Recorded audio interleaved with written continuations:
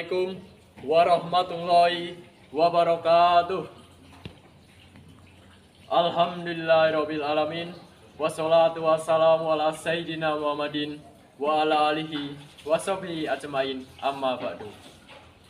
Pertama-tama, marilah kita panjatkan puja dan puji syukur atas kehadirat Allah Tuhan Yang Maha Esa, karena atas kehadiratnya kita dapat berkumpul kembali di bulan Ramadan yang insya Allah suci ini.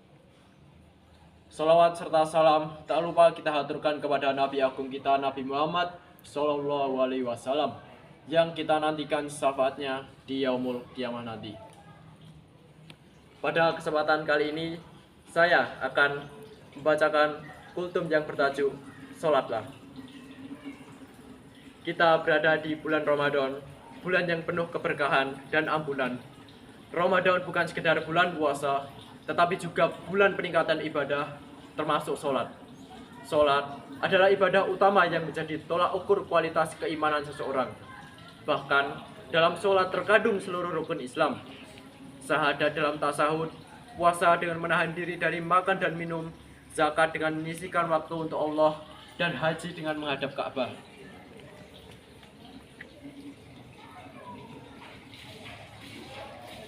Ada satu hukum yang sejak pertama kali manusia diciptakan telah diberlakukan kepada mereka, yaitu kewajiban sholat. Dari Nabi Adam hingga akhir dunia, kewajiban tersebut tetap diperintahkan kepada manusia. Banyak sekali ayat dalam Al-Quran yang berbicara tentang perintah sholat. Di antaranya surah Toha ayat 132 yang menegaskan bahwa perintah sholat bukan hanya untuk Nabi Muhammad dan kaumnya, tetapi juga untuk semua Nabi dan Rasul beserta umat mereka sejak zaman Nabi Adam. Perbedaannya hanya terletak pada tata cara pelaksanaannya, tetapi inti perintahnya tetap sama. Semua diperintahkan untuk sholat. Bahkan tujuan utama penciptaan kita adalah untuk beribadah, sebagaimana firman Allah, A'udzubillahi minasyaitonirrajim.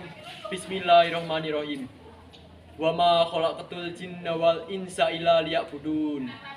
Tidak aku ciptakan jin dan manusia kecuali untuk beribadah kepadaku.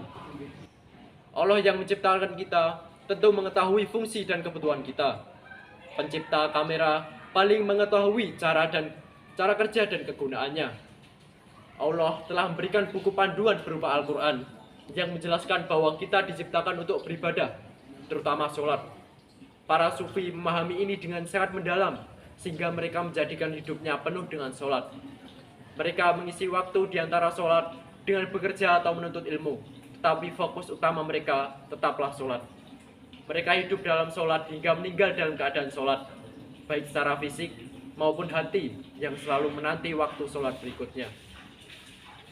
Bahkan menurut para spiritualis muslim atau sufi, surga diberikan secara abadi meskipun kita hanya beribadah selama puluhan tahun di dunia. Mengapa? Karena ketika kita hidup berpusat pada sholat, maka kita dihitung terus-menerus dalam keadaan ibadah. Ketika bekerja, kita bukan sekedar bekerja, tetapi sedang mengisi waktu di antara sholat. Itulah mengapa ibadah kita dianggap berkelanjutan, meskipun kita tidak selalu dalam kondisi beribadah ritual. Lebih dari sekedar kewajiban, sholat sejatinya adalah hak bagi kita. Sebagaimana disebutkan dalam surah Toha ayat 132. Sholat bukan untuk Allah, tetapi untuk kebaikan diri kita sendiri. Jangan mengira bahwa dengan sholat kita sedang memberi sesuatu kepada Allah. Justru Allah lah yang memberikan rezeki kepada kita, termasuk rezeki berupa ketenangan dan keberkahan hidup. Buktinya, orang yang tidak sholat tetap diberikan rezeki oleh Allah, namun tanpa sholat, kita tidak akan mendapat keberkahan dan ketenangan dalam hidup, baik di dunia maupun di akhirat. Sholat juga merupakan bentuk healing bagi hati dan jiwa. Ketika Nabi Muhammad sedang dalam kesedihan akibat wafatnya paman dan istrinya yang tercinta, Allah memerintahkan Isra Mi'raj dan menghadiahkan sholat sebagai solusi untuk jiwanya. Itulah sebabnya sholat disebut sebagai Mi'rajul Mukminnya, Mi'raj orang beriman. Ini menunjukkan bahwa kesedihan adalah bagian dari kehidupan, tetapi healing terbaik adalah melalui sholat. Bukan berarti kita tidak boleh berlibur atau bersenang-senang, tetapi healing sejati adalah ketika kita merasa tenang dan dekat dengan Allah melalui sholat.